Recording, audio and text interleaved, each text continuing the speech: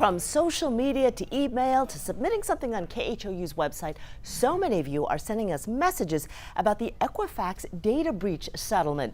There's cash to claim, but you've got to share some personal information online to get it. So, is the claims process safe? You ask, our Melissa Correa answers.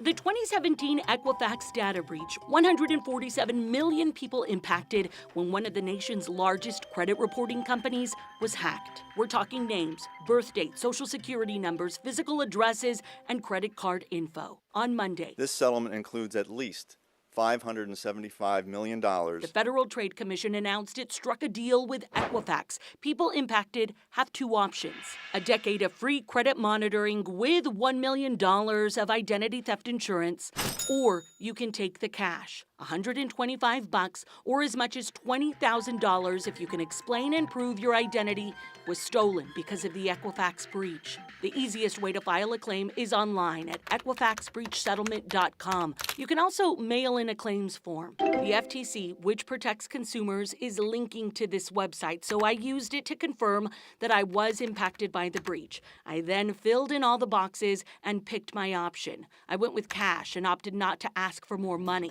Whether you pick the cash or credit monitoring, you won't get either immediately. The claims process ends January 22nd, 2020, and the earliest a court will approve benefits will be January 23rd. You asked about the Equifax data breach settlement, and we answered. Melissa Correa, KHOU 11 News.